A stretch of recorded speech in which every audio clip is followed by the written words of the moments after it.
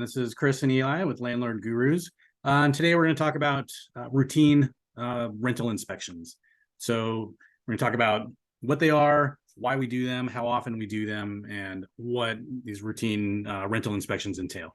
So I guess, first of all, routine rental inspections, it's basically when you go check on the condition of your property. You want to do this at regular intervals to get a good sense and feel for the condition of your property, whether the tenant's maintaining it, keeping it clean, etc.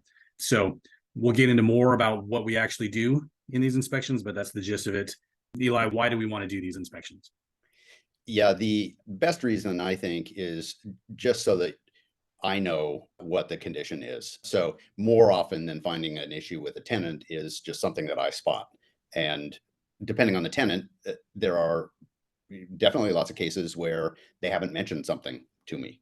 So, I like to just be there regularly. And sometimes I've forgotten something, that came up. Often it's just, blinds on a window, or, it can be more serious than that. But you want to know what the condition of your property is, get a list together of what needs to be done for best practices, and see how your tenants are taking care of it and remedy that if there are any issues. Right.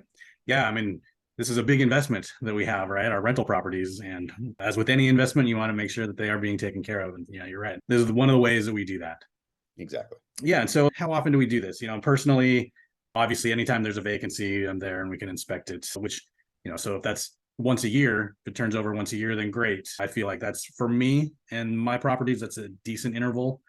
But often, I'll have tenants that are there for extend for a second year or a third year, and you might not get there then if you're not inspecting it regularly. Then therefore, if that's the case, even if it's turning over and they're renewing, you kind of want to try and get back in there and schedule an inspection. Yeah, I do yearly. Okay. Some people do more, and you may find that depending on either the property or the tenant, that you want to do it more often. If there are issues, then Okay. you just may want to step it up. So, but Yeah. I do it yearly. Okay. Yeah. So what do you look for when you go? Yeah, generally just kind of a sharp eyeball, but some critical things I think are plumbing related. Both want to look at whether or not you have leaks in drains, which often are leaking into the property, into below sinks. People don't notice leaks often, and then it ends up in the apartment below, or rotting out the cabinet, that type of thing. And then just as important are leaky fixtures, including toilets, which cost you a lot of money in water. Those bills add up real fast. And there are various products you can purchase and install now to detect leaks and monitor usage and that type of thing. So definitely those two things. You also want to look at the condition of the smoke detectors and carbon monoxide detectors, check the batteries. Good plan just to replace the batteries on that once a year. So yeah, better to do that than wait too long and then they start beeping in the middle of the night, disturbing everybody, and then they become a pain at that point. Well, and then somebody takes it down, so then it doesn't, takes the battery out and doesn't put it back, and then it's not functional at all. So, right. Yeah, and there can be liability associated with that if you don't have the safety equipment. So it's important. So another common thing that I look for are moisture issues related to the leaks, but it can also just be how people live. Are they using fans? Is there some kind of a problem with either a fan or leakage of some kind? So do you have darkness on the paint? Some kind of an indicator of mildew or mold, and you want to deal with that stuff right away. Often it's just too much moisture in the air. So I'll try to make sure that the ventilation's working and that people are using it. I now use timers so that people punch a button and it goes for half an hour. And so it's not just when they're in there. So right. Yeah, that's one thing. And you've written, Chris, about locks and security and that type of thing, rekeying between. So, you definitely want to make sure that the place is secure and safe. So what are the things that you kind of came up with in terms of those? Yeah, right. So you want to check for locks, make sure the deadbolts are working. I think by law, you got to have a working, functioning deadbolt, and check the windows, make sure they open and close properly, and make sure they lock properly. Yeah, I mean, especially sometimes people put, a stick or whatever in front of the window and things like that. So I guess you just want to make sure that everything is functioning properly so people can get in or out when necessary. Yeah. Again, best practice as well as liability. Yeah, true. So I check appliances, and I don't take enough time to go through a full cycle on a dishwasher, for example. I do open it up and see whether or not there's water standing in the bottom or kind of discoloration, which can mean either misuse or a bad pump and that type of thing. So get ahead of that type of thing. Make sure people are cleaning the screens on the dishwasher. Check the elements on the range, that type of thing. So That sounds good. Yeah. And we talked about things like caulk. We talked about plumbing before. So like caulking, the caulking is worn out, then you could end up with water damage. And so that's Exactly. something you want And to check. discoloration.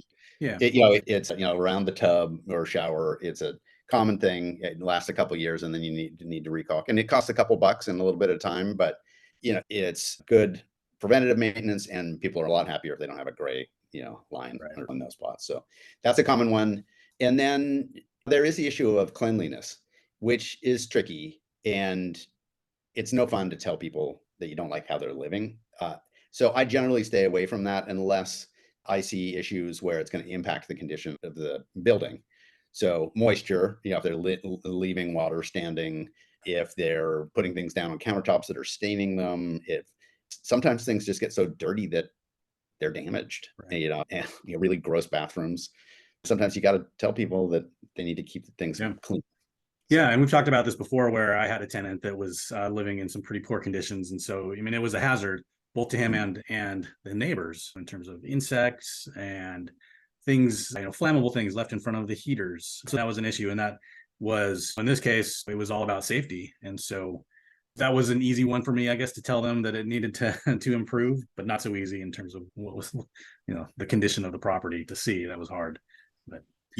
Yeah, and that's a spot where you might want to step up the frequency of your inspections. Exactly. Yeah, I had left it for a year in his case, and that was clearly several months too long. So yeah, people can be great people and live in a way that is not to their benefit or others or the building. So unfortunately, you got to take care of those things. It's part of the job. So I think those are the sort of the main things that we look for in our inspections, our regular routine inspections.